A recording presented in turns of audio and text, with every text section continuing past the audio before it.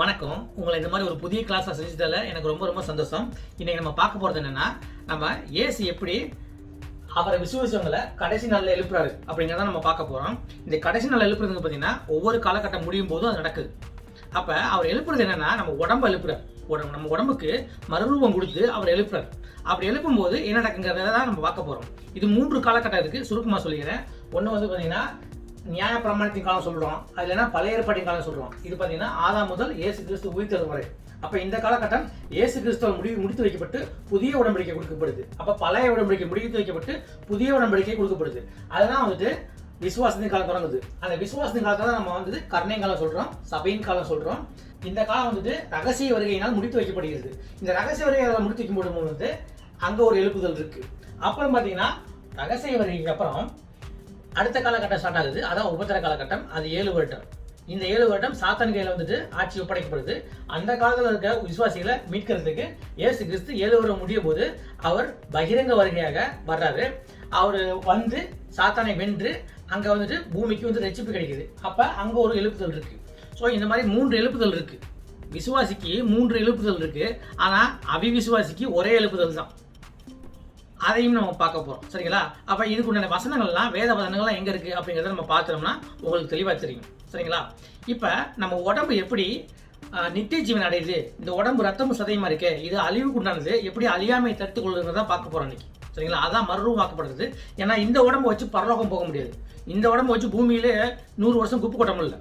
ஏன்னா இன்னைக்கு வந்து உடம்பு வந்துட்டு நம்ம கலப்படத்துல போய் இந்த மாதிரி ஆயிடுச்சு. அப்படிங்கும்போது கடவுள் நமக்கு எப்படி மறுரூபம் கொடுக்குறாரு, அந்த உடம்புக்கு எவ்வளவு இதுக்கு பவர் இருக்கு அப்படிங்கிறத நம்ம பார்க்க போறோம் இன்னைக்கு. இப்போ நம்ம இந்த கிளாஸ்க்குள்ள போவோம். நீங்க ரெடியா இருக்கீங்களா?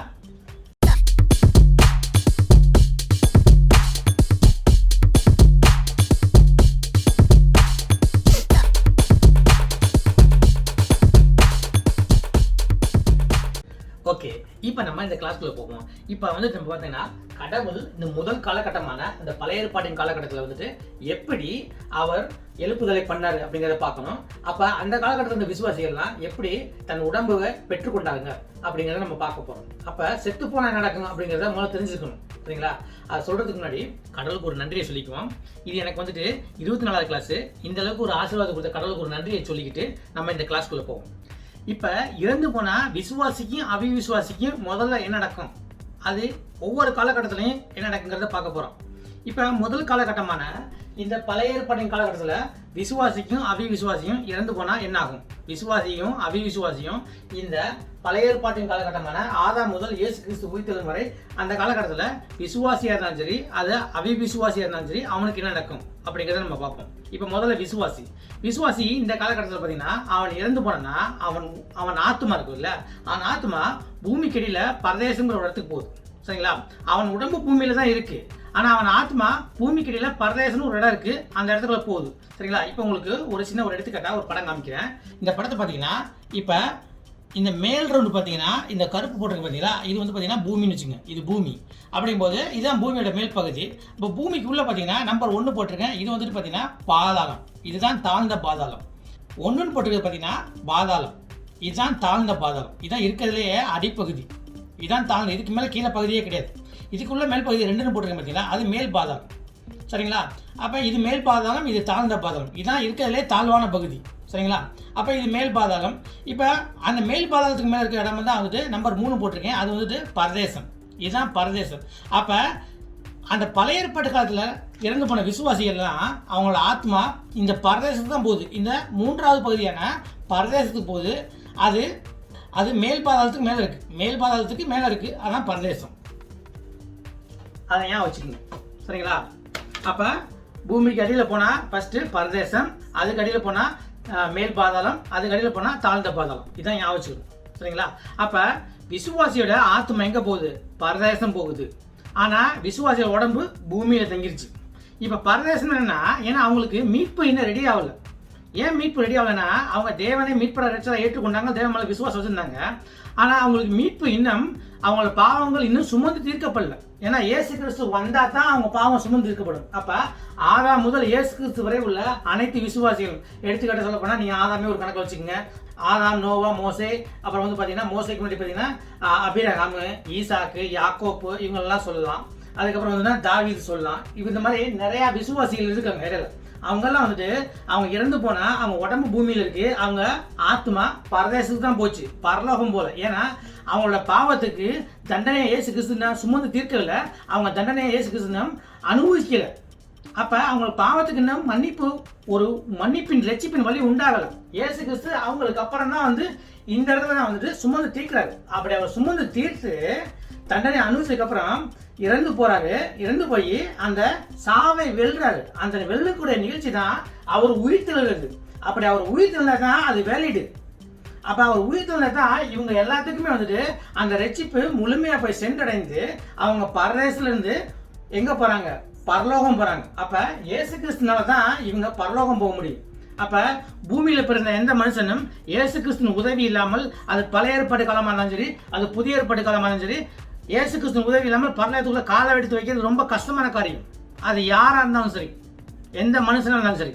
அப்ப இவங்களோட பாவங்களுக்கு நிவர்த்தி வரல, இந்த பாவங்களுக்கு இன்னும் நிவாரணம் வர்றதுனால தான் அவங்க பரலோகம் போகாமல் அவங்க ஆத்மா எல்லாம் பரதேசம் போச்சு. இதான் சொல்லப்பட்டிருக்க விதம். இயேசு கிறிஸ்து உயிர்த்து எழுந்தோடனே அவரோட உடம்பு தான் முதல்ல மறுவாக்கப்பட்டு அவர் உயிர்த்து எழுதுறாரு. இதனால தான் பைபிளில் போட்டிருக்கு, உயிர்த்து எழுந்தவங்கள இயேசு கிறிஸ்து தான் முதல் பலனானவர்னு போட்டிருக்கு. ஏன்னா அவரோட உடம்பு தான் முதல்ல மறுவாக்கப்பட்டிருக்கு. அவரை மாதிரி தான் அவரை விசுவாசிச்சவங்களும் அவங்க உடம்பும் மறுவாக்கப்படுது.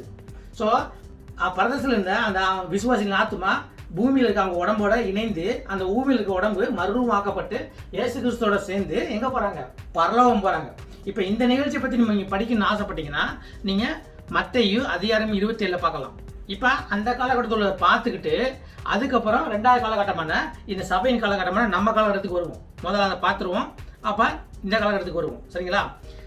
இப்போ பழைய ஏற்பாட்டின் விசுவாசிகளை அவர் எப்படி கடைசி நாளில் எழுப்புறாரு. ஏன்னா பழைய ஏற்பாட்டு காலம் இயேசு கிறிஸ்து தன்னை பழிபொருளாகவும் அவங்க பாவத்துக்கு நிவாரணமும் கொடுத்து அந்த பாவத்துக்கு பழி நிறைவேற்றி பண்ணி இறந்து போய் 3 நாள் உயிர்த்தெழும் போதே அந்த பழைய ஏற்பாட்டு காலம் முடிஞ்சு போய் புதிய ஏற்பாட்டு காலம் தொடங்குது. ஏன்னா அவர் தான் புதிய உடன்படிக்கையை ஏற்படுத்துறாரு. அப்ப பழைய உடன்படிக்கையை முடித்து வைத்து புதிய உடன்படிக்கையை அவர் ஏற்படுத்தும் போது அவர் அந்த பழைய ஏற்பாட்டின் விசுவாசிகளே உயிரோட எழுப்புறாரு. அதான் நான் அவனை கடைசி நாள் எழுப்புவதும். அவர் எப்படி எழுப்புனாருங்கிறத இப்ப நம்ம பார்க்க போறோம். நீங்க ரெடியா இருக்கீங்களா? இப்ப எல்லாம் மத்தேயு அதிகாரம் 27 வசனம் 35. அவரை சிலுவையில் அறைந்த பின்பு அவர்கள் சீட்டு போட்டு அவருடைய வஸ்திரங்களை பங்கிட்டுக் கொண்டார்கள். என் வஸ்திரங்களை தங்களுக்குள்ளே பங்கிட்டு என் உடையின் பேரில் சீட்டு போட்டார்கள் என்று தீர்க்கதரிசியால் உரைக்கப்பட்டது நிறைவேறும்படி இப்படி நடந்தது. இப்ப கடவுள் வந்துட்டு 33 வருஷம் வந்து இந்த உலகத்துல வாழ்ந்தாரு. ஆனா அப்படி வாழும்போது வந்து பாத்தீங்கன்னா அவரு பாவமெல்லாம் வாழ்றாரு. அப்ப தேவன் கொடுத்த கட்டளை எல்லாம் சரியா கடைபிடிக்க முடியும். அந்த முறைமையும் கட்டளையும் சரியா கடைபிடிச்சு காமிக்கிறார். 1. 2வது அவரை பற்றி நிறைய தீர்க்கதரிசனங்கள் சொல்லப்பட்டிருக்கு, உரைக்கப்பட்டிருக்கு, எழுதப்பட்டிருக்கு. அப்படிங்கும் போது அதுல சொல்லப்பட்டது எல்லாமே இவர் நிறைவேற்றி வைக்கிறார். எல்லாத்தையுமே நிறைவேற்றி வைக்கிறார். அப்ப இவரால் வந்துட்டு சொல்லப்பட்டது எல்லாத்தையும் நிறைவேற்றி வைக்கிறாரு. இன்னும் சில விதங்கள் நிறைவேற்ற வேண்டியிருக்கு. அவர் வந்துட்டு இந்த உலகை வெல்றது நிறைவேற்ற வேண்டியிருக்கு. அப்ப 3/4 வாசி அவர் நிறைவேற்றி இருக்கார். இன்னும் 2வது வருகையின் போது இன்னும் சொல்லப்பட்டிருக்கா பல விஷயங்கள் அவர் நிறைவேற்ற வேண்டியிருக்கு. சரிங்களா? அப்ப அவர் எல்லாத்தையும் நிறைவேற்றுறாரு. அதுக்கு தகுந்த மாதிரி தான் எல்லா காரியமும் நடக்குது. அப்ப அதுல ஒண்ணுதான் இவரோட ஆடையில அவங்க வந்துட்டு இவர் போட்டிருந்த உடுப்பு அவங்க எடுத்து பங்கு போட்டுக் கொள்வாங்க அப்படின்னு சொல்லி ஏற்கனவே எழுதப்பட்டிருக்கு. வசனத்தில் சொன்னபடியே அவங்க அதை சீட்டு போட்டு அவர் ஆடையை எடுத்துக்கிட்டாங்க அப்படின்னு சொல்லி சொல்லப்பட்டிருக்க விஷயம். அப்ப நம்ம பைபிள்ல சொல்லப்பட்ட விஷயம் ஒவ்வொன்றும் தீர்க்கமா நிறைவேறும். ஆனா அந்த காலகட்டம் வரும்போது அது சரியா நடக்கும். உரைக்கப்பட்டது நிறைவேறும்படி இப்படி நடந்தது. அவர்கள் அங்கே உட்கார்ந்து அவரை காவல் காத்துக் கொண்டிருந்தார்கள். அன்றியும் அவர் அடைந்த ஆக்கினையின் முகாந்திரத்தை காண்பிக்கும் பொருட்டு இவன் யூதருடைய ராஜாவாகிய இயேசு என்று எழுதி அவர் சிரசுக்கு மேலாக வைத்தார்கள். இவன் தான் யூதனுக்கு ராஜா அப்படின்னு சொல்லிட்டு நம்மள்ட்ட எல்லாத்தையும் சொல்லிக்கிட்டு இருந்தா அப்படின்னு சொல்லிட்டு கேள்வி பண்ணி அவரு அறையப்பட்ட சிலுவை மேல வந்துட்டு இவன் யூதனுக்கு ராஜா அப்படின்னு சொல்லி ஒரு போர்டுல எழுதி அவரோட தலைக்கு மேல வைக்கிறாங்க. அந்த மாதிரிலாம் வந்துட்டு கேள்வி பண்றாங்க. அப்பொழுது அவருடைய வலது பக்கத்தில் ஒருவனும் இடது பக்கத்தில் ஒருவனுமாக 2 கள்ளர் அவருடைய கூட சிலுவைகளில் அறையப்பட்டார்கள். இப்ப இயேசு கிறிஸ்து அறையும் போது வந்துட்டு அவர் கூட வந்துட்டு 2 கல்லறைகளையும் அறையறாங்க. அவங்க 2 பேருமே வந்துட்டு வலது பக்கத்துல ஒருத்தனும் இடது பக்கத்துல ஒருத்தனும் அறையறாங்க. அப்ப இயேசு கிறிஸ்துவ நடுவுல சிலுவையில் அறையறாங்க. அந்த வழியாய் நடந்து போகிறவர்கள் தங்கள் தலைகளை துலுக்கி தேவாலயத்தை இடித்து 3 நாளைக்குள்ளே கட்டுகிறவனே, உன்னை நீயே ரட்சித்துக் கொள். நீ தேவனுடைய குமாரனானால் சிலுவையிலிருந்து இறங்கி வா என்று அவரை தூஷித்தார்கள். இப்ப அந்த வழியா போறவங்க இவரை எப்படிலாம் தூஷிச்சாங்க, எப்படிலாம் ஏளனம் பண்ணாங்கன்னு பாருங்க. தேவாலயத்தை இடிச்சு போட்டு 3 நாள்ல கட்டுன்னு சொன்னியே, உனக்கு திராணி இருந்துச்சுன்னா நீயே உன்னை ரட்சிச்சுக்க. நீ தேவனோட குமாரன் சொல்றியே, அப்படி உண்மையா இருந்துச்சுன்னா நீ சிலுவையில இருந்து இறங்கி வாங்குறாங்க. அப்ப அன்னைக்கு கடவுள் அதை பெருசா எடுத்துக்கிட்டு அவங்களுக்கு பாடம் போட்டு நினைச்சு சிலுவையில இருந்து இறங்கி வந்தா இந்த உலகத்தோட மீட்பு என்ன ஆகுறது, நம்மளோட மீட்பு என்ன ஆகுறது. கடவுள் அதெல்லாம் தாங்கிட்டு பொறுமையா தான் இருக்காரு. அவ்வளோத்தையும் படைச்ச கடவுள், இந்த உலகத்தையும் படைச்ச கடவுள், இந்த உலகத்துல இருக்க மனுஷன் கடவுளை பார்த்து இப்படி கேள்வி கேட்கிறான், நீ தேவனோட குமாரன் இருந்தா சிலுவை விட்டு இறங்கி வா அப்படிங்கிறான். கடவுள் அந்த அளவுக்கு பொறுமையை காத்திருக்காரு. ஏன்? உண்மையில என் மேல அன்பு வைத்து நம்மளை காக்கணும்னா எல்லா நிந்தைக்கும் உட்பட்டு அவர் பொறுமையா இருந்திருக்கணும். இன்னைக்கு இதே பொறுமையை நம்ம காட்டுறோமா? இதே பொறுமையை நம்ம சகோதரனுக்கு காட்டுறோமா? கிடையவே கிடையாது. அவர் வைத்திருக்க அன்பு அலாதியான அன்பு, தூய்மையான அன்பு. நம்மளை அந்த அளவுக்கு அவர் விரும்புறாரு. அப்படிப்பட்டவர் நம்ம விசுவாசிக்கிறது மேல். எல்லாத்தையும் விட்டு கொடுத்து எல்லாத்தையும் அடி வாங்கி எல்லா நிலைமைக்கும் போய் அவர் நம்மளை காக்கணுங்கிறதுக்காண்டி அவ்வளவு பொறுமையை காத்திருக்காரு. அப்படியே பிரதான ஆசாரியரும் வேத பாரகரும் மூப்பரும் பரியாசம் பண்ணி மற்றவர்களை ரட்சித்தான், தன்னைத்தான் ரட்சித்துக் கொள்ள திராணி இல்லை. இப்ப அந்த காலத்துல இருந்த பிரதான ஆசிரியரும் மூப்பர்கள் வந்துட்டு இவரை பார்த்து மற்றவங்களெல்லாம் ரட்சித்தான், தன்னைத்தான் ரட்சிக்கிறது திராணி இல்லை, தகுதி இல்லைன்ட்டாங்க, திறமை இல்லை, தகுதி இல்லைன்ட்டாங்க. அப்ப இந்த மாதிரிலாம் தேவன் முன்னாடி நின்று பேசிட்டு இருக்கிறாங்க. நல்லா யோசிச்சு பாருங்க எப்படி இருந்திருக்கும் அப்ப தேவனுக்கு. ஆனா அதெல்லாம் சகிச்சுட்டு தான் இருக்கிறாரு. இஸ்ரவேலின் ராஜாவானால் இப்பொழுது சிலுவையிலிருந்து இறங்கி வரட்டும், அப்பொழுது இவனை விசுவாசிப்போம். அங்க இருந்த பரிசேயர்கள், நீ யூதோட ராஜாவா இருந்தா இப்ப சிலுவையில இருந்து கீழே இறங்கி வா, நாங்க உன்னை விசுவாசிக்கிறோம். இப்ப அவங்களுக்கு அவரு தன்னை நிரூபிக்க நினைச்சிருந்தா நம்ம மீட்பு என்ன ஆகுறது? ஆனா கடவுள் வந்துட்டு எவ்வளவு புதுமை செஞ்சு உனக்கு தெரியல, நான் இறங்கி வந்தா நீ எப்படி நம்புவ? நான் அப்படி இறங்கி வந்தேன்னா அடுத்தவனோட மன்னிப்பு என்ன ஆகுறது, இந்த உலகத்தோட மன்னிப்பு என்ன ஆகுறது? அவர் அதெல்லாம் தாங்கிட்டு நிக்கிறார். அவங்க எல்லாம் வார்த்தையில சீன்றாங்க, வார்த்தையில தூசிக்கிறாங்க. ஆனா கடவுள் எல்லாத்துக்கும் பொறுமையா இருக்கிறார். ஏன்னா தந்தையோட எண்ணத்தை நிறைவேற்றத்தான் மகன் வந்தார். மகன் எல்லா விதத்திலும் சோதிக்கப்பட்டிருந்தாலும் மகன் அந்த அளவுக்கு பொறுமையை காக்கிறார். ஒரு தேவன் நம்ம கிட்ட இவ்வளவு அளவுக்கு பொறுமை காக்குறாருன்னா பாத்துக்குங்க. அப்ப நம்மலாம் எவ்வளவு பொறுமை காக்கணும்? அப்ப நம்ம எவ்வளவு பொறுமை காக்கணும் நீங்களே முடிவு பண்ணிக்கோங்க.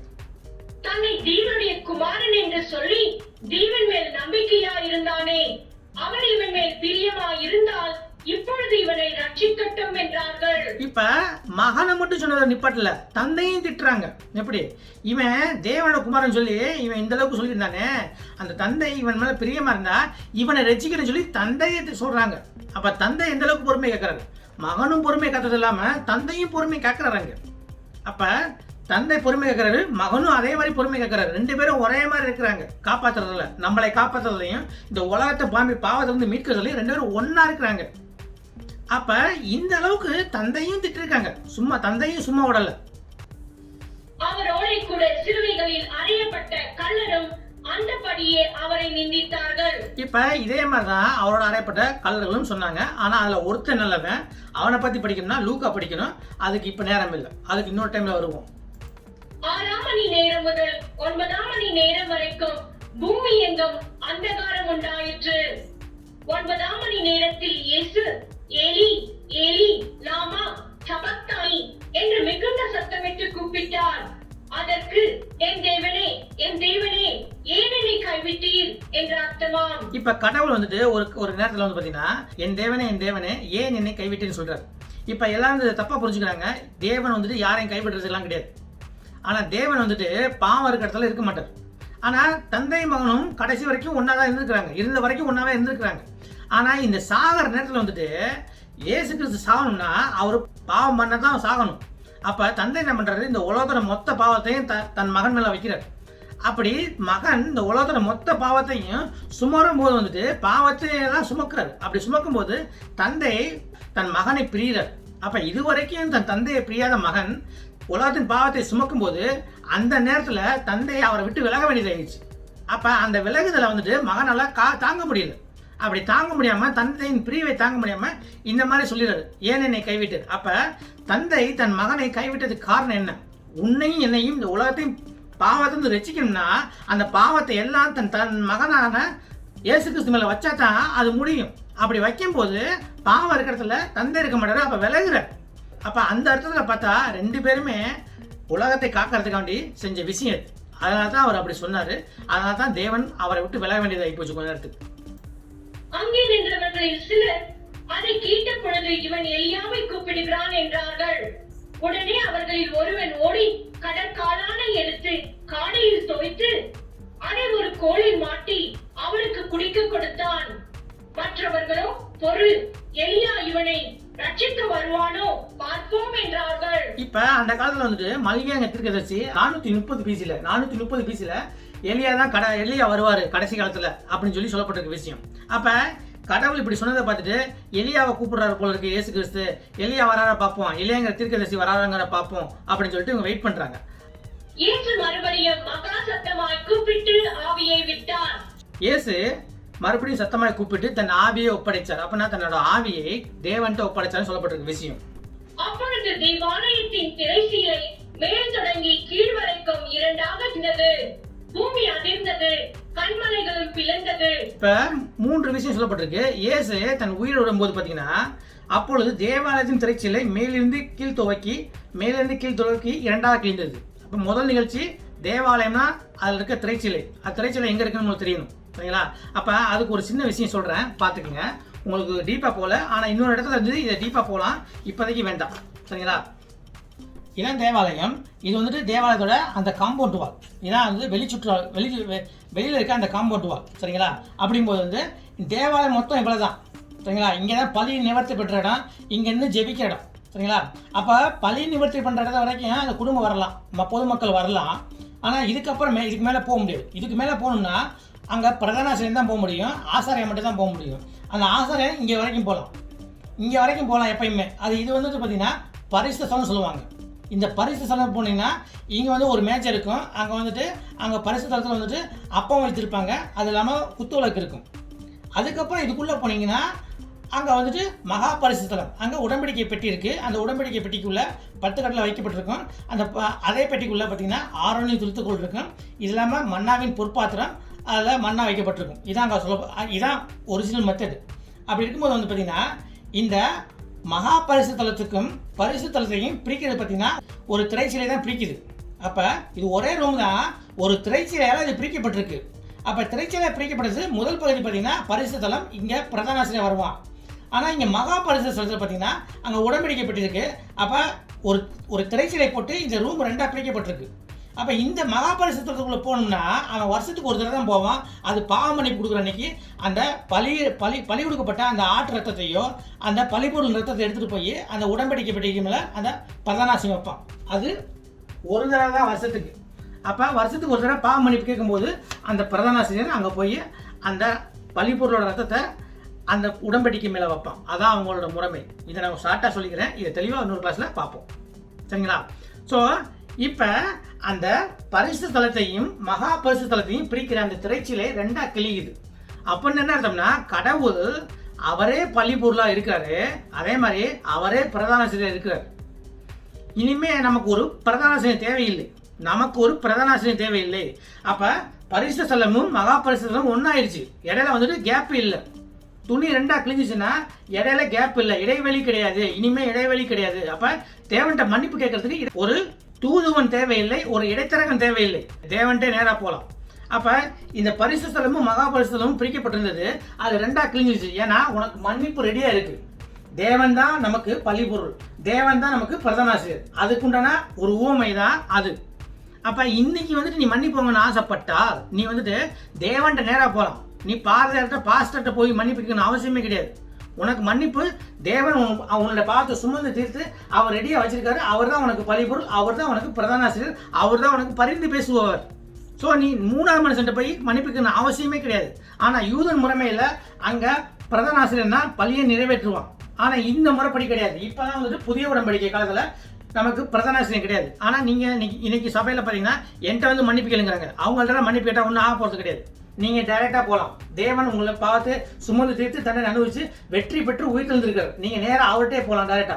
அவர் தான் உங்களுக்கு பலிபொருள், அவர் தான் உங்களுக்கு பிரதான ஆசிரியர். அதனால ஏன் வச்சுங்க, அதுக்குள்ள ஓமை தான் இது. அப்ப முதல் நிகழ்ச்சியான அப்பொழுது தேவாலயத்தின் திரைச்சீலை மேல் தொடங்கி கீழாக 2ஆக கிழிந்தது. அப்ப பரிசுத்த தலமும் மகா பரிசுத்த தலமும் ஒன்றாயிருச்சு. இடைவெளி இல்லை அப்படி சொல்லப்பட்டிருக்க விஷயம். கிழிந்தது. பூமி அதிர்ந்தது. அப்ப பூமி அதிர்ந்தது. கல்மலைகளும் பிளந்தன அப்படின்னு சொல்லப்பட்டுச்சு. இப்ப இவ்வளவு தூரம் நம்ம போனது இப்ப இந்த விஷயத்துக்காண்டி தான். இங்கதான் அவங்க உயிர் தெழுறாங்க, விசுவாசிகள் உயிர் தெழுறாங்க. இப்ப அடுத்த வசனத்தை கவனமா கேட்கணும். இந்த வசனத்துக்காண்டி தான் இவ்வளவு பில்டப். கல்லறைகளும் திறந்தது, நித்திரை அடைந்திருந்த அநேக பரிசுத்தவான்களுடைய சரீரங்களும் எழுந்திருந்தது. இப்ப கல்லறையும் திறந்தது, நித்திரை அடைந்திருந்த அநேக பரிசுத்தவான்களுடைய சரீரங்களும் எழுந்திருந்தது. இப்ப அநேக பரிசுத்தவான்கள்லாம் யாரு? பரிசுத்தவான்லாம் யார்? பழைய ஏற்பாட்டுல பரிசுத்தவான் எப்படி பரிசுத்தவான் ஆகிறான்? தேவனை விசுவாசித்து தான் பரிசுத்தவான். அது எந்த காலகட்டமா இருந்தாலும் சரி, முறைமையை கொண்டு போய் பரிசுத்தவான் ஆக முடியாது. இதை நம்ம ஏற்கனவே ஒரு வகுப்புல பார்த்தோம். சரிங்களா? நியாயப்பிரமாணத்தினால் நீ நித்திய ஜீவனை பெற்றுக்கொள்ள முடியுங்கிற ஒரு வகுப்புல நம்ம பார்த்துட்டோம். அப்படிங்கும்போது இங்க பரிசுத்தவான் சொல்லப்பட்டிருக்கு. அப்படின்னா அவன் நீதிமான்னா அவன் விசுவாசம் வைத்தா தான் அவன் பாவங்கள் மன்னிக்கப்பட்டு அவன் நீதிமான் ஆகிறான். நீதிமான்னா பாவம் இல்லாதவன் தான் பரிசுத்தவான். அப்ப அவன் விசுவாசம் வைத்திருந்தா தான் அவன் நீதிமான் ஆயிருக்கிறான். அப்ப தேவனை மேல நம்பி இருக்கணும், தேவன் மேல விசுவாசம் வச்சவன் தான் அந்த பரிசுத்தவான் சொல்லப்பட்ட விஷயம். பாவங்கள் மன்னிக்கப்பட்டாதான் பரிசுத்தவான். பாவம் எப்படி மன்னிக்கப்படுது? விசுவாசத்தினால மன்னிக்கப்படுது. சட்டத்தை கடைபிடிக்கிறனால மன்னிக்கப்படல, முறைமையை கடைபிடிக்கிறனால மன்னிக்கப்படல, கிரியை பண்றதுனால மன்னிக்கப்படல, புண்ணியம் பண்றதுனால மன்னிக்கப்படல. இதான் சொல்லப்பட்ட விஷயம். அப்ப அவங்கெல்லாம் விசுவாசம் வைத்தனாலதான் அவங்க பாவங்கள் மன்னிக்கப்பட்டு அவங்க பரிசுத்தவான் ஆயிருக்காங்க. அப்ப அப்படி பரிசுத்தவான்களின் உடம்பு, அநேக பரிசுத்தவான்களின் உடம்பு, சரீரம் எழுந்ததுங்கிறாங்க. அப்ப இந்த நிகழ்ச்சியின் போது அந்த காலகட்டத்தில் இருந்த பரிசுத்தவான்களின் சரீரம் எழுந்தது. எந்திரிச்சு என்னாச்சுங்கிறத பார்ப்போம் அடுத்த வசனத்துல. அவர் உயிர்த்தெழுந்த பின்பு இவர்கள் கல்லறைகளை விட்டு புறப்பட்டு, நல்லா பாருங்க, அவர் உயிர் தெழுந்த பிறகு யார் உயிர் தெழுந்தது? இயேசு கிறிஸ்து. அப்ப இயேசு கிறிஸ்து உயிர் தெழுந்த பிறகு இவர்கள் கல்லறை விட்டு புறப்பட்டு, இவர்கள் யாரு? அந்த பழைய ஏற்பாட்டின் பரிசுத்தவான்கள், பழைய ஏற்பாட்டின் விசுவாசிகள், பழைய ஏற்பாட்டில் மீட்பை பெற்றவர்கள், பழைய ஏற்பாட்டில் மீட்பை பெற்று நீதிமானவங்க தான் அவர் பின்னாடி போறாங்க. அப்ப இயேசு உயிர் தெழுந்ததுக்கு அப்புறம் தான் இந்த விஷயம் நடந்திருக்கு. எந்த விஷயம்? இந்த உடம்பு கல்லறை விட்டு மறுரூபமாக்கப்பட்டு எந்திரிக்குது. ஆத்மா பரதேசத்துல இருக்கு, ஆனா உடம்பு இப்ப எந்திரிக்குது. எந்திரிச்சு என்ன ஆகும்? ஆத்மாவோட சேர்ந்து எங்க போகும்? பரலோகம் போகும். ஏன்னா இப்ப பரலோகம் போக முடியும். ஏன்னா இயேசு கிறிஸ்து இந்த உலகத்தின் பாவத்தை சுமந்து தீர்க்கும் போது அவங்க பாவத்தை சுமந்து தீர்த்துட்டாரு. அப்படி தீர்க்கும் போது அவங்களுக்கு அந்த முழுமை அடைஞ்சிச்சு. இயேசு கிறிஸ்து அவங்க நம்பினதை முழுமை அடைந்து அவங்களோட பரலோகம் அப்ப அவங்களுக்கு ரெடி ஆயிடுச்சு. ஏன்னா இயேசு கிறிஸ்து அதை சுமக்காம அவங்களுக்கு பரலோகம் போக முடியாது. இயேசு கிறிஸ்து சுமந்து தீர்த்து உயிர் தெழும் போது அவங்களோட சரீரம் உயிர் தெழுந்து அவங்க ஆத்மாவோட சேர்ந்து இயேசு கிறிஸ்துவோட அவங்க பரலோகம் போறாங்க. இதான் முறை. அது பழைய ஏற்பாட்டு காலமா இருந்தாலும் சரி, புதிய ஏற்பாட்டு காலமா இருந்தாலும் சரி, நீ ஓத்திர காலமா இருந்தாலும் சரி, இயேசு கிறிஸ்து இல்லாம யாரும் பரலோகம் போக முடியாது. அவர் இல்லாம பரலோகம் முடியாது. அவர் உன் பாவத்தை சுமக்காம பரலோகம் கிடையாது. இதான் சொல்லப்பட்டிருக்கு விதம். இதை எத்தனை பேர் சரியா போதிக்கிறாங்க? சரியா நாங்களும் பார்க்குறோம். ஞானஸ்தானம் எடுக்கிறதுனால தான் அவங்க பரதேசம் போனாங்கன்னு சொல்றாங்க. தவறான விஷயம். ஏன் அவங்க பரதேசம் போனாங்கன்னா அவங்க பாவத்தை இன்னும் கடவுள் சுமந்து தீர்க்கல, அதனால தான் அவங்க பரதேசம் போனாங்க. ஸோ இந்த காலத்தை எடுத்துக்கோங்க. இந்த காலத்துல இப்ப நம்ம செத்து போனா ஏற்கனவே நம்ம கடவுள் நம்ம பாவத்தை சுமந்து தீர்த்தாரு. இப்ப விசுவாசி இருக்க நம்ம இந்த காலகட்டத்தில் செத்து போனா நம்ம ஆத்மா பரதேசம் போகாது. ஏன்னா இப்ப பரதேசம் கிடையாது. நமக்கு மீட்பு ரெடியா இருக்கு, நமக்கு ரட்சகர் ரெடியா இருக்காரு, நமக்கு மீட்பு ரெடியா இருக்காரு, நமக்கு பழிபொருளான இயேசு கிறிஸ்து ரெடியா இருக்காரு, நமக்காக பரிந்து பேசக்கூடிய பிரதான ரெடியா இருக்காரு. நம்ம ஆத்மா நேரம் அங்க போயிடும். எங்க பரலோகம் போயிடும். நம்ம பரதேசத்துக்கு போகணும் அவசியம் கிடையாது. அதான் இந்த காலத்துல இருக்க நமக்கு கொடுத்து வைக்கப்பட்டவர்கள். இந்த காலத்துல இருக்க நம்ம கொடுத்து வைக்கப்பட்டவர்கள், பார்க்காமல் விசுவாசிக்கிற பேறு பெற்றவர்கள். நம்ம ஸ்ட்ரைட்டா போவோம். விசுவாசத்தின் காலத்துல இருக்க நம்ம செத்து போன விசுவாசியா இருந்தா கடவுள விசுவாசம் வைத்து நீ அவரை மீட்புல ஏற்ற பிறகு நீ செத்து போயிட்டா உன் ஆத்மா ஸ்ட்ரைட்டா பரலோகம். பூமியில வந்துட்டு உன் உடம்பு தான் இருக்கும். அது மறுரூபமாக்கப்படுறது ரகசிய வருகையின் போது. இதான் டிஃபரன்ஸ். ஞானஸ்தானம் கிடையாது. புரியுதுங்களா? நிறைய பேர் தவறா போதிச்சுறாங்க. நீ அவங்க எல்லாம் ஞானஸ்தானம் வாங்காதனாலதான் பரதேசம் போனாங்க. தவறான விஷயம். இயேசு கிறிஸ்து அவங்க பாவங்களை சுமந்து தீர்க்கல. சுமந்து தீர்த்ததுக்கு அப்புறம் தான் அவங்களுக்கு மீட்பு ரெடி ஆயிடுச்சு. அதுக்கப்புறம் தான் இயேசு கிறிஸ்து மூலமா தான் அவங்க போய் ஆகணும். ஆனா இயேசு கிறிஸ்து முதல்ல மறுரூபமாக்கப்படணும். அவதான் மறுரூபமாக்கப்பட்டது முதல் பலன். இயேசு கிறிஸ்து தான் உயிர் தெழுந்தவர்களின் முதல் பலன். அப்ப அவர் தான் முதல்ல மறுரூபமாக்கப்படணும். அவருக்கு அப்புறம் தான் நம்ம தான் மறுரூபமாக்கப்படணும். இதான் அங்க சொல்லப்பட்டிருக்க விதம். சரிங்களா? சரியா படிக்கணும். இப்ப மீதி வசனத்தை பார்ப்போம். பரிசுத்த நகரத்தில் பிரவேசித்து அநேகருக்கு காணப்பட்டார்கள். இப்படி உயிர் தெழுந்ததுக்கு அப்புறம் இயேசு கிறிஸ்து 500க்கும் மேற்பட்டவர்கள் காட்சி கொடுத்திருக்காரு, இன்க்ளூடிங் அப்போஸ்தலர்களுக்கு. அப்போஸ்தலர்களுக்கு 3 முறைக்கு மேல காட்சி கொடுத்திருக்காரு இயேசு கிறிஸ்து. இது இல்லாம 500 பேர் இருக்க இடத்துல ஒரே நேரத்துல காட்சி கொடுத்திருக்காரு இயேசு கிறிஸ்து. அதே மாதிரிதான் அங்க இருந்த பரிசுத்தவான்களும் மறுரூபமாக்கப்பட்டு பரிசுத்த நகரத்துல சுற்றி திரிந்து, பரிசுத்த நகரம் என்ன, எருசலேமில் சுற்றி திரிந்து அநேகருக்கு காட்சி கொடுத்தாங்க. இயேசு கிறிஸ்து காட்சி கொடுத்தது இங்க ரெக்கார்ட் ஆயிருக்கு. மற்றவர்களும் காட்சி கொடுத்தாங்கன்னு சொல்லி இங்க ரெக்கார்ட் பண்ணியிருக்காங்க ஆல்ரெடி. அப்ப இது முதல்ல நடந்திருக்கு. அப்ப இந்த காலம் முடிஞ்சு போச்சு. இப்ப நம்ம காலத்துக்கு வருவோம்.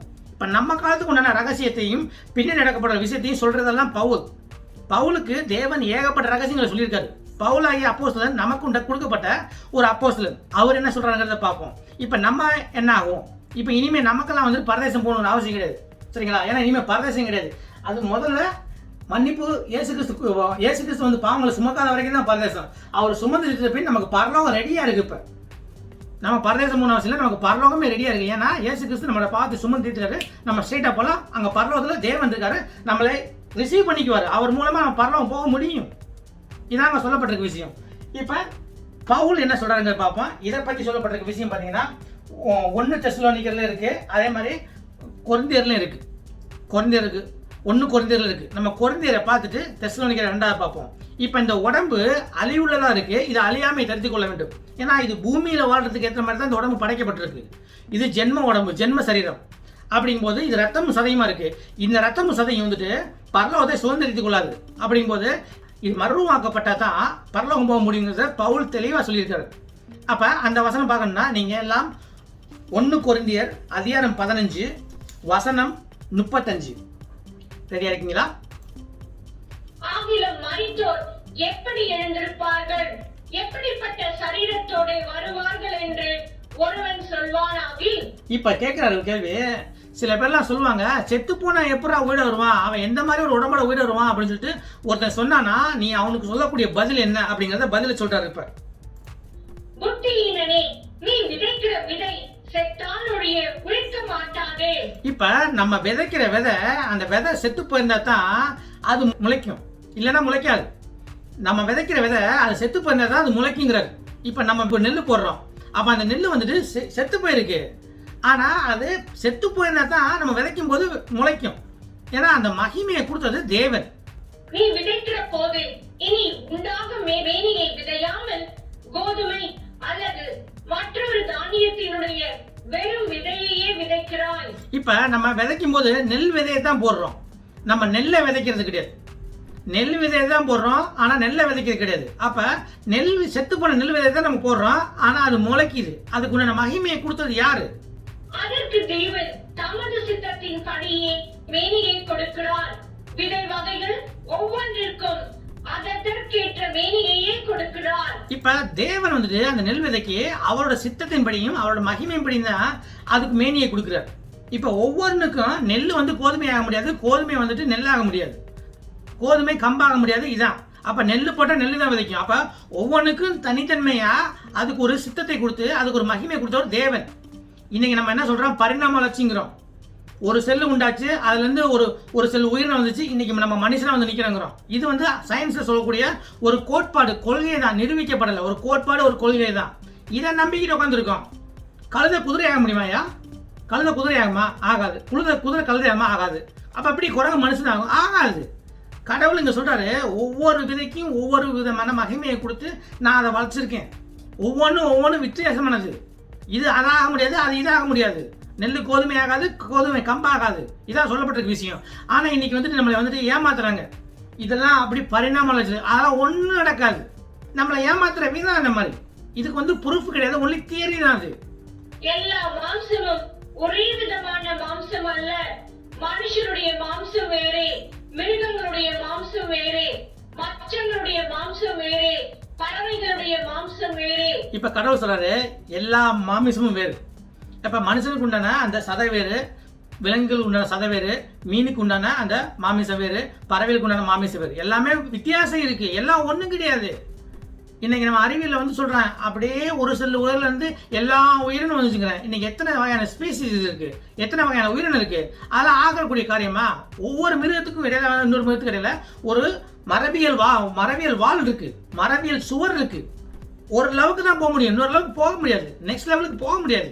இன்னைக்கு நமக்கு தேவையில்லாம வந்துட்டு அறிவியல் வந்துட்டு இதை ஒத்துக்குறாங்க கூட. நிறைய பேர் இதை ஒத்துக்குறாங்க. மனசுக்கு ரொம்ப கஷ்டமா இருக்கு. வானத்துக்குரிய மேனிகள் உண்டு, பூமிக்குரிய மேனிகள் உண்டு. வானத்துக்குரிய மேனிகளுடைய மகிமையும் வேறே, பூமிக்குரிய மேனிகளுடைய மகிமையும் வேறே. இப்ப நம்ம பார்த்தா 3 விதமான வானம்ங்கிற தலைப்புல பார்த்தோம். அதான் 3 விதமான ஹெவன் பார்த்தோம். அப்படிங்கும்போது வந்து கடவுள் சொல்றாரு, வானத்துக்கு உண்டான மேனி வேறு, பூமிக்கு உண்டான மேனி வேறு. இப்ப பூமி வந்துட்டு ரத்தமும் சதையுமா இருக்கு மேனி. ஆனா வானத்துல பாத்தீங்கன்னா அது ஆவிக்குரிய உடம்பா இருக்கு. அப்ப அது வேறு. ஏன்னா இந்த உடம்பை வச்சு நம்ம 2ஆம் வானத்துக்கு போக முடியாது. 2ஆம் வானம் சொல்றது பாத்தீங்கன்னா ஸ்பேஸுக்கு போக முடியாது. இந்த உடம்பு வச்சு இந்த உடம்பு ஸ்பேஸுக்கு போனா செத்து போயிடும். அதான் நமக்கு வந்து ஸ்பேஸ் ஷூட் போட்டுக்கிறோம். அதுவும் போனாலும் கொஞ்ச காலத்துக்கு தான் நீ ஆக்சிஜன் இருக்க வரைக்கும் தான். அப்ப இந்த உடம்புக்கு ஆக்சிஜன் தேவைப்படுது. மினிமம் ஆக்சிஜன் தேவைப்படுது. இதை வச்சுட்டு வானத்துக்கு போக முடியாது, இதை வச்சுட்டு பரலோகம் போக முடியாது. அதான் சொல்ல போறாரு. இதான் சொல்றாரு அவரு, பூமிக்கு உண்டான உடம்பு வேறு, வானத்துக்கு உண்டான உடம்பு வேறுக்கிறாரு. சூரியனுடைய மகிமையும் வேறே, சந்திரனுடைய மகிமையும் வேறே, நட்சத்திரங்களுடைய மகிமையும் வேறே.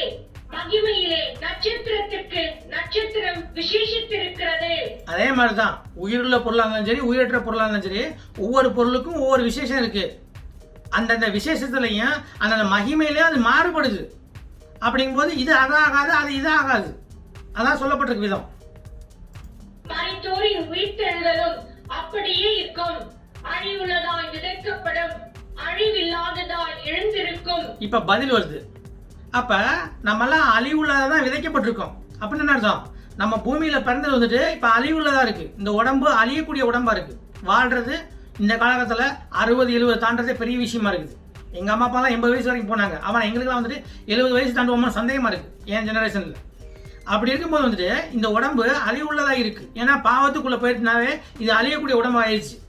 சரிங்களா? அப்ப இதை அழியாமையை தடுத்துக் கொள்ளணும். அப்ப முதல்ல அழிவுள்ளதா வந்துதான் அழியாமையை தடுத்துக் கொள்ளணும். அழியாமையை தடுத்துக் கொள்ளணும்னா நம்ம பாவங்களை சுமந்து இயேசு கிறிஸ்து மீட்பராகவும் ரட்சகராகவும் நம்ம ஏற்றுக்கொள்ளணும். நம்ம பாவத்துக்கு அவர் தான் மீட்பர், நம்ம பாவத்துக்கு அவர் ரட்சகர்னு சொல்லி விசுவாசிச்சு நம்ம ஏற்றுக்கிட்டோம்னா நம்ம அழியாமையை தடுத்துக் கொள்ளலாம். அதான் சொல்லப்பட்டிருக்க விஷயம். சரிங்களா? இப்ப பார்ப்போம்.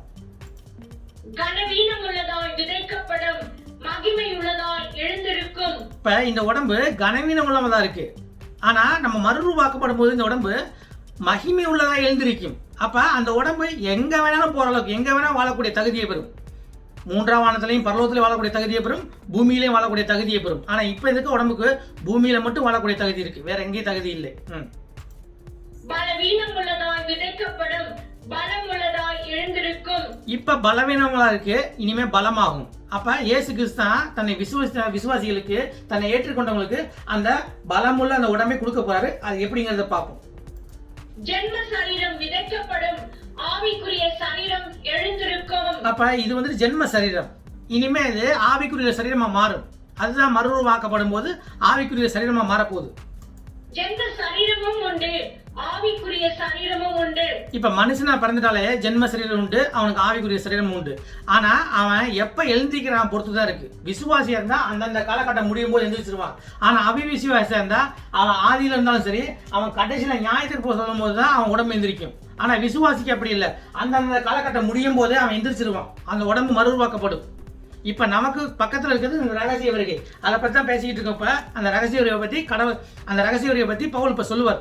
ஏன்னா இது நமக்கு ரொம்ப முக்கியம். ஏன்னா நம்ம அந்த நம்மளோட காலகட்டத்துக்கு ரகசிய வருகையினால தான் முடித்து வைக்கப்படுது. அதனால ரொம்ப முக்கியம். சரிங்களா? அந்தபடியே முந்தின மனுஷனாகிய ஆதாம் ஜீவாத்துமாவானான் என்று எழுதி இருக்கிறது, பிந்தின ஆதாம் உயிர்ப்பிக்கிற ஆவியானான். இப்ப இங்க கடவுள் வந்துட்டு ஆதாமுக்கும் இயேசு கிறிஸ்துக்கும் உள்ள ஒரு ஒற்றுமையை சொல்றாரு. முந்தின ஆதாம் வந்துட்டு ஜென்ம சரீரமானான். அதான் வந்துட்டு அவன் ஜீவாத்மானான்னு சொல்லப்பட்டிருக்க விஷயம். ஏன்னா அவன் வந்துட்டு மண்ணால படைக்கப்பட்டு ரத்தமும் சதையுமா படைக்கப்பட்டவன். ஆனா பின்னாடி வந்து படைக்கப்பட்டவர் யாரு? இயேசு கிறிஸ்து. அவர் வந்துட்டு ஆவிக்குரிய சரீரத்திலிருந்து வந்தவர். அப்ப நம்ம வந்துட்டு தேவனை பின்பற்றினா தேவன் போல ஆயிடுவோம். தேவனை பின்பற்றி தேவனை விசுவாசித்து தேவனை ஏற்றுக்கொண்டால், மீட்பரை ஏற்றுக்கொண்டால் அவர் எப்படி இருந்தாரோ அவரை மாதிரி ஆயிடுவோம். நம்ம அவரை மாதிரி ஆயிடுவோம். என்ன அந்த மாதிரி நமக்கு மகிமை கிடைக்கப்படும். அந்த மாதிரி நம்ம வந்துட்டு உடம்பு ஆவிக்குரிய உடம்பா மாறும். இதான் சொல்லப்பட்டிருக்க விஷயம். ஆகிலும் ஆவிக்குரிய சரீரம் முந்தினதல்ல, ஜென்ம சரீரமே முந்தினது, ஆவிக்குரிய சரீரம் பிந்தினது. இப்ப மனுஷனை பிறந்த எல்லாத்துக்குமே வந்துட்டு ஜென்ம சரீரம் தான் ஃபர்ஸ்ட். அதுக்கப்புறம் தான் நம்ம பிறந்ததுக்கு அப்புறம் தேவனை விசுவாசத்துக்கு அப்புறம் தான் அந்த காலகட்டம் முடியும் போது நமக்கு ஆவிக்குரிய சரீரம் கொடுக்கப்படுது. அதான் நம்ம பழைய ஏற்பாடு காலத்தில் பார்த்தோம். இப்போ புதிய ஏற்பாடு காலத்தில் எப்படி நடக்க போகுதுங்கிறத நம்ம பார்க்க போகிறோம். சரிங்களா? அதான் நமக்குரியது. அப்படிங்கும்போது நம்ம ஜென்ம சரீரம் ரத்தமும் சதையும் படைக்கப்பட்டு தான் நம்ம விசுவாசம் அப்புறம் தேவனை வைக்கும் போது அதுக்கப்புறம் இது ஆவிக்குரிய சரீரமா வருது. அப்ப ஜென்ம சரீரமா பிறந்து நம்ம அவர் மேல விசுவாசம் வைத்தா அவர் நம்ம ஆவிக்குரிய சரீரத்தை நம்ம கொடுக்க போறாரு. அந்த ஆவிக்குரிய சரீரம் தான் நம்ம மறுரூபம் ஆக்கப்படுறது. அப்படி மறுரூபம் ஆக்கப்படும் போது தான் நம்ம பரலோகம் போக முடியும். சரிங்களா? முந்தின மனுஷன் பூமியிலிருந்து உண்டான மண்ணானவன், இரண்டாம் மனுஷன் வானத்திலிருந்து வந்த கர்த்தர். இப்ப முந்தின மனுஷன்னா இப்ப நமக்கெல்லாம் அடிவொலி யாரு? ஆதாம் மூலமா தான் வந்தோம். ஆனா இயேசு கிறிஸ்து அப்படி கிடையாது. இயேசு கிறிஸ்து வானத்திலிருந்து இறங்கி வந்தவர். சரிங்களா? அப்ப நம்ம அவரை நம்பினால், அவர் மேல விசுவாசம் வைத்தால் நம்ம வானத்துக்கு போகக்கூடிய அந்த பரலோகத்துக்கு போகக்கூடிய அந்த ஆவிக்குரிய உடம்பு அவர்கிட்ட வந்து நம்ம பெற்றுக்கொள்ளலாம். இதாங்க சொல்லப்பட்ட விஷயம். மண்ணானவன் எப்படிப்பட்டவனோ மண்ணானவர்களும் அப்படிப்பட்டவர்களே. வானத்துக்குரியவர் எப்படிப்பட்டவரோ வானத்துக்குரியவர்களும் அப்படிப்பட்டவர்களே. இப்ப நம்ம ஆதாம் போல வந்து பாவம் பண்ணிட்டு நம்ம ஆதாம் போல இருந்துட்டோம்னு வச்சுங்க. அதாவது மனுஷன் மாதிரியே இருந்துட்டோம்னா நம்ம மண்ணுக்கு தான் திரும்புவோம். ஏன்னா நம்ம மண்ணில இருந்து செய்யப்பட்டா நம்ம மண்ணுக்கே திரும்புவோம். ஆனா நம்ம மண்ணில இருந்து செய்யப்பட்டிருந்தாலும் நம்ம தேவன் மேல விசுவாசம் வச்சுட்டா நம்ம தேவன் மாதிரி ஆயிடுவோம். தேவன் மாதிரி ஆவிக்குரிய உடம்போட நம்ம வந்துட்டு பரலோகம் போக முடியும். அதாங்க சொல்லப்பட்டிருக்க விஷயம். தேவன் மாதிரினா தேவனோட பிள்ளையா மாறுறது தான் தேவன். நம்ம தேவனாக மாட்டோம், தேவனோட பிள்ளையா மாறுவோம். சரிங்களா? அப்ப தேவன் நமக்கு ஆவிக்குரிய உடம்பு கொடுக்குறாரு நம்ம அவர் மேல விசுவாசமா இருக்கும்போது.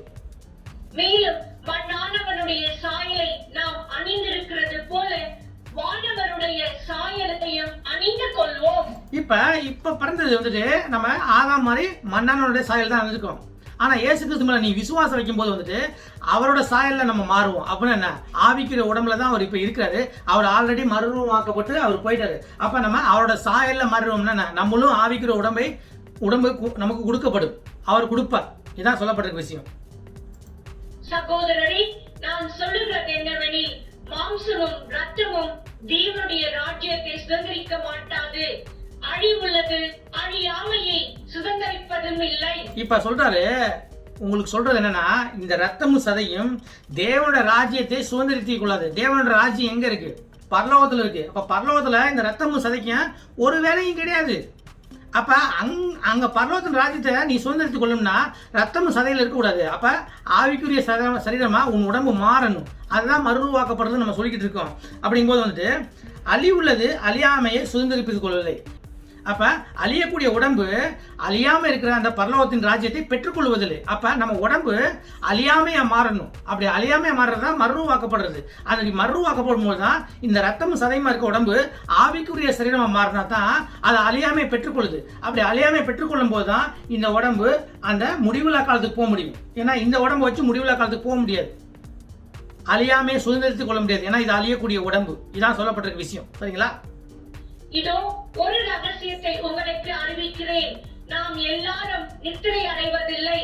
ஆகிலும் கடைசி காலம் தொனிக்கும் போது ஒரு நிமிஷத்திலே, ஒரு இமைப்பொழுதிலே நாம் எல்லாரும் மறுரூபமாகப்படுவோம். இப்ப சொல்றாரு அவர் பவுல் சொல்றாரு, நம்ம எல்லாரும் செத்து போறது கிடையாது. ஏன்னா இந்த நிகழ்ச்சி நடக்கும் போது விசுவாசி உயிரிழந்தாலும் இருக்கிறது தான். செத்து போன விசுவாசி இந்த காலகட்டத்தில் இருப்பாங்க. அதே மாதிரி இந்த நிகழ்ச்சி நடக்கும்போது உயிரோட இருக்க விசுவாசி இருப்பான். அப்ப நீங்க எல்லாம் நினைச்சுக்காதீங்க எல்லாரும் விசுவாசி எல்லாம் செத்து போய் தான் வந்து மறுவாக்கப்படும் நினைக்காதீங்க. அப்படி கிடையாது. உயிரோடும் விசுவாசி இருப்பாங்க இந்த காலகட்டத்தில் ரகசிய வருகையும் போது. அப்படி இருக்கும்போது அவன் என்ன பண்ணுவான்? உயிரிழக்கும் போது வந்துட்டு அவன் அப்படியே மறுவாக்கப்படுவான். அதான் அங்க சொல்லப்பட்டிருக்கு. நல்லா வாசிக்கிறேன் பாருங்க. இதோ ஒரு ரகசியத்தை உங்களுக்கு அறிவிக்கிறேன். அப்ப பவுல் ஒரு ரகசியத்தை சொல்றாரு. நாம் எல்லோரும் நித்திரை அடைவதில்லை. அப்படின்னா நம்ம எல்லாருமே செத்து போறதில்லை. எல்லா விசுவாசியும் செத்து போறது கிடையாது. அப்ப மறுவாக்கப்பட போற நிகழ்ச்சி அந்த ரகசிய வரை நடக்கும்போது விசுவாசி சில பேர் உயிரோடு இருப்பாங்க. அந்த காலகட்டத்தில் நாம் எல்லோரும் நித்திரை அடைவதில்லை. ஆகிலும் கடைசி எக்காலம் துளிக்கும் போது ஒரு நிமிஷத்திலே நாம் எல்லோரும் மறுரூபமாக்கப்படுவோம். அப்ப எக்கால சத்தம் துளிக்கும் போதுதான் நம்ம ஒரு நிமிஷத்துல மறுரூபமாக்கப்படுவோம். அப்படி மறுரூபமாக்கப்படுவோம். ஒரு இமைப்பொழுதிலே நாம் எல்லோரும் மறுரூபமாக்கப்படுவோம். ஒரு நிமிஷத்துலையும் சரி, ஒரு இமைப்பொழுதும் சரி. அப்படின்னா அண்டர் 1 மினிட்ல நம்ம எல்லாம் மறுரூபாக்கப்படும். அப்ப இந்த உடம்பு ஒரு நிமிஷத்துக்குள்ள மறுரூபாக்கப்படும். அப்ப ரத்தம் சதையுமா இருக்க உடம்பு ஒரு நிமிஷத்துக்குள்ள மறுரூபாக்கப்படும். அப்ப ரகசிய வருகைங்கிற ஒரு நிகழ்ச்சி ஒரு நிமிஷத்துக்குள்ள நடக்கக்கூடிய நிகழ்ச்சி. கண்ணிமை பொழுதிலே ஒரு நிமிஷத்துல அப்படி சொல்லிருக்கு. அப்ப அண்டர் 1 மினிட், ஒரு வினாடியில நம்ம உடம்பு டக்குன்னு அப்படி மாறும். அது கடவுள் என்னைக்குன்னு சொல்லல, அதோட காலகட்டத்தை அறிய முடியும் தான் சொல்லியிருக்காரு ஒழிய அது இந்த நாள்னு சொல்ல முடியாதுன்னு சொல்லி தேவன் நம்மள்ட்ட சொல்லியிருக்காரு. சரிங்களா? எக்காலம் தணிக்கும், அப்பொழுது மரித்தோர் அழிவில்லாதவர்களாய் எழுந்திருப்பார்கள், நாமும் மறுரூபமாக்கப்படுவோம். இப்ப முதல்ல வந்துட்டு மரித்தோர் தான் எழுந்திருப்பாங்க எக்காலம் துணிக்கும் போது. அப்ப மரித்தோர் தான் முதல்ல எழுந்திருக்காங்க, செத்து போன விசுவாசிகள் தான் முதல்ல எழுந்திருப்பாங்க. அப்ப அவங்க தான் மறுரூபமாக்கப்பட்டு அவங்க ஆத்மாவோட இணைந்து மேலே போவாங்க. இப்ப ரெண்டாவது எழுந்திருக்க போது யாருன்னா உயிரோட இருக்கிற அந்த விசுவாசிகள் மறுரூபமாக்கப்பட்டு அவங்க ஆத்மா அவங்கள்ட்ட தான் இருக்கு, மறுரூபமாக்கப்பட்டு தேவனோட சேர்ந்து போவாங்க. இது எப்படி நடக்க போகுதுன்னா உங்களுக்கு சுருக்கமாக சொல்லணும்னா அது 1 தெசலோனிக்கேயர் இன்னும் தெளிவாக போட்டிருக்கு. அங்கே தெளிவாக சொல்லி பாருங்க, கடவுள் 3ஆம் வானத்திலிருந்து முதல் வானம் வரைக்கும் வருவார். இப்போ அதுக்கு நம்ம வந்து ஒரு சின்னதாக சொல்லிக்கிறேன். 3ஆம் வானத்திலிருந்து முதல் வானம் வரைக்கும் வருவார். இப்போ நம்ம ஏற்கனவே பார்த்துருக்கோம், ஏற்கனவே நம்ம பார்த்தது தான். சரிங்களா? இப்போ 3ஆம் வானம் சொல்லப்பட்டால் நம்ம ஏற்கனவே வந்துட்டு 3 வானத்தை பற்றி நம்ம கிளாஸ் போட்டிருக்கோம். இப்போ பரலோகம்ங்கிறது 3ஆம் வானம், இங்கே தான் கடவுள் இருக்கிறாரு. இங்கே வந்து 2ஆம் வானம் சொல்லப்பட்டிருக்கிறது பார்த்தீங்கன்னா அது விண்வெளி, இங்கே தான் அண்ட சராசரம் கோள்கள்லாம் இருக்குது. இப்போ முதல் வானம் சொல்லப்பட்டிருக்கிறது வந்து காற்று மண்டலம், இங்கே மேகக்கூட்டங்கள் இருக்குது. இதுதான் பூமி, இது கருப்பு தான் பூமி. இதுக்குள்ளே தான் வந்து பரதேசம் இருக்குது, அதுக்கப்புறம் மேல் பாதாளம் இருக்குது, அதுக்கப்புறம் தாழ்ந்த பாதாளம் இருக்குது. இதை நம்ம பார்த்துட்டோம், அது இன்னொரு கிளாஸ் தெளிவாக பார்ப்போம். இந்த கடவுள் ரகசிய வருகையின் போது இருக்கிற விசுவாசிகளை கடைசி நாளில் உயிரோடு எழுப்ப வராது. அப்படி எழுப்ப வரும்போது வானத்திலேருந்து ஆரவார சத்தத்தோடு, இங்கே பரலோகத்திலேருந்து ஆரவார சத்தத்தோடு கீழே இறங்கி வராது. அப்படி கீழே இறங்கி வரும்போது அவர் காற்று மண்டலம் வரைக்கும் தான் வராது. அந்த காற்று மண்டலத்தில் உள்ள அந்த மேகக்கூட்டத்தில் போய் நிற்கிறார். அவ்வளோதான், பூமிக்கு வரது கிடையாது, அங்கே மேகக்கூட்டத்தில் நிற்கிறார். அப்படி நிற்கும் போது அவர் கூட வர்றதெல்லாம் என்னன்னு பார்த்தீங்கன்னா பிரதான தேவதூதன் வந்துட்டு தேவனோட வராரு. சபையின் காலத்தில் செத்துப்போன விசுவாசிகளோட ஆத்மாவோட தான் மேலேந்து வராது. அப்போ ஆத்மாவோட மேலேந்து வராது, அவங்க உடம்பு பூமியில் இருக்குது. அப்போ இவர் சத்தம் போட்டு எழுப்புறாரு. அப்போ செத்துப்போன விசுவாசிகளோட உடம்பு முதல்ல மறுரூபமாக்கப்பட்டு அவர் ஆத்மாவை கூட்டி வந்திருக்காருல, அந்த ஆத்மாவோட இணைந்து அங்கே கடவுளை சேர்ந்துருக்கு. அதுக்கப்புறம் பூமியில் வாழ்ந்துகிட்டு இருக்க விசுவாசிகள் மறுரூபமாக்கப்பட்டு மேலே எழுப்பப்பட்டு மேகக்கூட்டத்தில் போய் தேவனோட சேர்றோம். தரித்துக் கொள்ள வேண்டும், அறிவுள்ளதாகிய இது அழியாமையையும் சாவுக்கு இதுவாகிய இது சாவாமையையும் தரித்துக் கொள்ளும் போது மரணம் ஜெயமாக விழுங்கப்பட்டது என்று எழுதியிருக்கிற வார்த்தை நிறைவேறும். இப்ப சொல்றாரு, அழிவுள்ளதா எது அழியாமையும் சாவுக்கு எது சாவாமையும் தரித்துக் கொள்ள வேண்டும். அப்ப இந்த உடம்பு அழிவுள்ள உடம்பு, இந்த ரத்தமும் சதையும் உள்ள உடம்பு அழிவுள்ளதா இருக்கு, அது அழியாமையை தரித்துக் கொள்ள வேண்டும். அப்படின்னா நான் மறுரூபம் ஆக்கப்படணும். அப்படி மறுரூபம் ஆக்கப்பட்டதான் அது ஆத்மாவோட இணைந்து தேவன் பரலோகத்துக்கு கூட்டி போவார். அப்ப நம்ம பரலோகத்துக்கு போறதுக்கு முன்னாடி இந்த உடம்பு மறுரூபம் ஆக்கப்படணும். அப்ப அது ஒவ்வொரு காலகட்டத்திலும் நடக்குது. அப்ப நம்ம காலகட்டத்தில் நடக்கிற நிகழ்ச்சிக்கு பற்றி தான் அந்த ரகசிய வருகை. இதான் ரகசிய வருகை. அப்ப இறந்து போன விசுவாசிகள் தான் முதல்ல வந்துட்டு அழியா உடம்பா எந்திரிக்கிறாங்க, மறுரூபமாக்கப்பட்டு எந்திரிச்சு தேவன் கூட்டி வந்த அவங்க ஆத்மாவோட இணைந்து மேலே போயிடுறாங்க. அதுக்கப்புறம் தான் பூமியில இருக்க விசுவாசிகள் உடம்பு மறுரூபமாக்கப்பட்டு நம்மளும் மேகக்கூட்டத்தில் எடுத்துக்கொள்ளப்பட்டு நம்ம வந்து தேவனோட போறோம். இதை வந்துட்டு 1 தெசலோனிக்கேயர் நம்ம பார்க்க போறோம். 1 தெசலோனிக்கேயர் அதிகாரம் 4 வசனம் 13. அன்றியும் சகோதரரே, நித்திரை அடைந்தவர்களின் நிமித்தம் நீங்கள் நம்பிக்கையற்றவர்களான மற்றவர்களை போல துக்கித்து அறிவில்லாதிருக்க எனக்கு மனதில்லை. இப்ப பவுல் சொல்லிட்டாரு, விசுவாசி இறந்து போனா நீங்க கவலை பண்ணுங்க அவசியம் கிடையாது. ஏன்னா இந்த காலத்துல விசுவாசி இறந்து போனா, இந்த புதிய உடன்படிக்கை காலத்துல விசுவாசி இறந்து போனா அவன் ஆத்மா பரலோகம் போயிடும், உடம்பு தான் இங்க இருக்கு. ஆனா மறுரூபமாக்கப்படும் போது அவன் உடம்பு தான் முதல்ல எந்திரிக்க போகுது அப்படிங்கிற விஷயத்தை அவர் சொல்ல போறாரு. இயேசுவானவர் மரித்து பின்பு எழுந்திருந்தார் என்று விசுவாசிக்கிறோமே, அப்படியே இயேசுவுக்குள் நித்திரை அடைந்தவர்களையும் தேவன் அவரோடே கூட கொண்டு வருவார். இப்ப என்னாச்சுன்னா நம்ம சொல்லிட்டோம், நம்ம இயேசு கிறிஸ்து இறந்து போய் உயிர்த்தெழுந்தாங்கிறத நம்ம விசுவாசிக்கிறோம். அப்படி விசுவாசினால்தான் நம்ம வந்துட்டு அவரை மீட்பராக ஏற்றுக்கொள்றோம். அப்படி விசுவாசிச்சவங்களை இயேசு கிறிஸ்து அவங்க ஆத்மாக்களை அவரோட சேர்ந்து கொண்டு வர போறாரு. எப்ப நம்மளைய உயிர்ப்பித்து நம்மளை மறுரூபமாக்கப்படும் போது அவர் அவங்க ஆத்மாவுக்குள்ளே தான் வரப்போறாரு. அதான் அங்க சொல்லப்பட்ட விஷயம். அப்படியே இயேசு கிறிஸ்துக்குள் நித்திரை அடைந்தவர்களையும் தேவன் அவர் கூட கூட்டிக் கொண்டு வருவார். அப்ப எழுப்பும் போது இந்த ரகசிய வருகை வரும்போது தேவன் அவங்க ஆத்மாக்களை கூட்டிக் கொண்டு வர்றார். ஏன்னா உடம்பு பூமியில தான் இருக்கு, ஆத்மா தேவன்கிட்ட போயிடுச்சு. ஏன்னா இது புதிய உடன்படிக்கை காலம். அப்ப நமக்கு மன்னிப்பு கிடைக்கிறதுனால வந்துட்டு செத்துப்போன விசுவாசிகள் வந்துட்டு நேர தேவன்கிட்ட போயாச்சு. இங்க செத்துப்போன விசுவாசிகள் ஆத்மா நேர தேவன்கிட்ட போயாச்சு.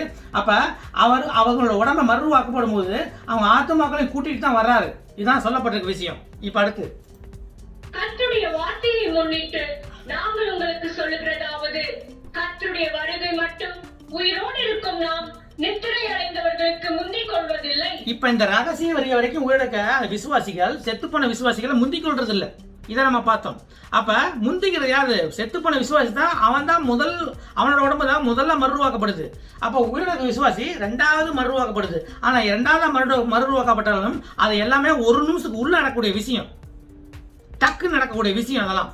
அப்படிங்கும் போது அந்த ரகசிய வரிங்கிறது ஒரு நிமிஷத்துக்குள்ள நடக்கிற விஷயம். நிறைய பேர் காணா போறாங்க. விசுவாசி எத்தனை பேர் இருக்காங்களோ அந்த ரகசியம் வரும்போது ஒரு நிமிஷத்துக்குள்ள காணா போறாங்க உலகம் ஃபுல்லா. என்ன நடக்க போகுது இப்ப அடுத்து?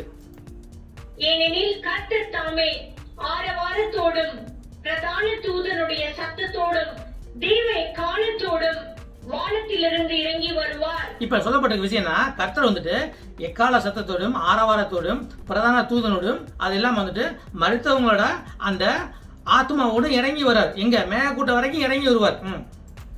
அப்பொழுது கிறிஸ்துவுக்குள் மரித்தவர்கள் முதலாவது எழுந்திருப்பார்கள்.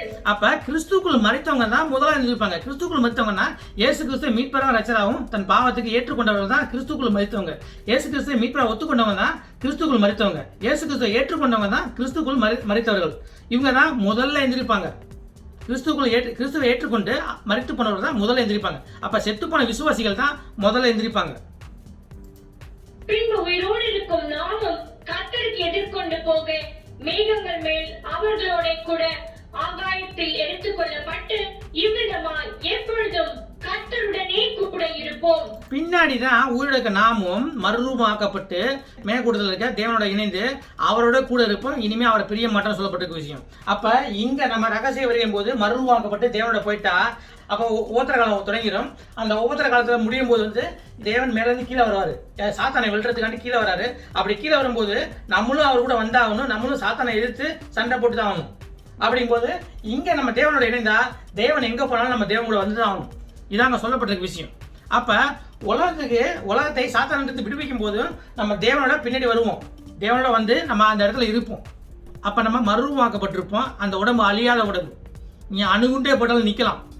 அந்த மாதிரி ஒரு உடம்பு ஒன்றும் செய்யாது. கொள்ளை நோய் எதுவுமே கிடையாது அந்த உடம்புக்கு. அந்த உடம்புக்கு ஒன்றுமே பண்ண முடியாது. அப்படிப்பட்ட ஒரு உடம்போட வருவோம்.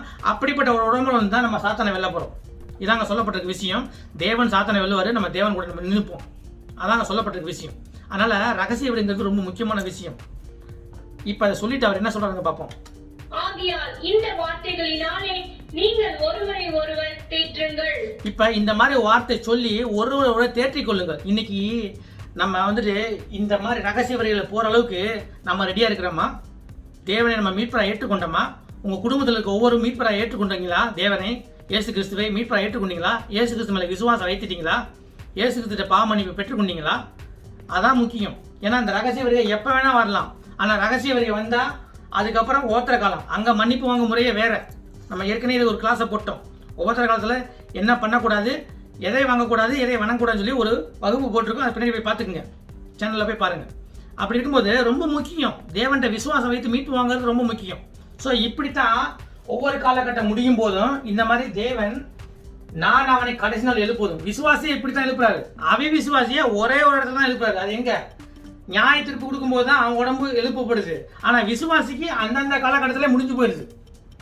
அந்தந்த காலகட்டம் முடியும் போதே அவர் எழுப்பிடுறாரு. அடுத்த காலகட்டம் தொடங்குறதுக்கு முன்னாடியே அவனை எழுப்பிடுறாரு. இதான் சொல்லப்பட்டிருக்க விஷயம். அப்ப நம்மலாம் விசுவாசியாகி இந்த காலகட்டம் முடியும் போது ரகசிய வரிகளே நம்ம போயிடணும். அது நமக்கு நல்லது. நம்ம ரகசிய வரிகளை எழுப்பப்படலைன்னா கஷ்டம். நம்ம அதுக்கப்புறம் ஒவ்வொரு காலத்துலலாம் வந்துட்டு நம்ம அதை பெற்றுக்கொள்றது ரொம்ப கஷ்டம். ஏன்னா விசுவாசம் மட்டும் பத்தாது. அந்த கிளாஸை போய் பாருங்க, சரிங்களா? ஸோ இவ்வளோ தூரம் பொறுமையாக உங்களுக்கு நன்றியை சொல்லிக்கிறேன். அதே போல் வந்துட்டு தேவன் இவ்வளோ ஆசீர்வாதம் கொடுத்து தேவனுக்கு ஒரு நன்றியை சொல்லிக்கிட்டு இப்போ நம்ம இந்த கிளாஸ் எதுவும் முடிச்சுக்குவோம். இந்த வீடியோ உங்களுக்கு பிடிச்சிருந்துச்சுன்னா இந்த வீடியோ நீங்கள் லைக் பண்ணி இந்த சேனலுக்கு நீங்கள் சப்ஸ்கிரைப் பண்ணுங்கள். அதே போல் தேவனோட வார்த்தையை உங்கள் குடும்பத்தில் இருக்கிறவங்களுக்கும் உங்கள் நண்பர்களுக்கும் எடுத்து சொல்லுங்கள். உங்களை கூடிய சீக்கிரம் அடுத்த வீடியோவில் பார்ப்போம். நன்றி.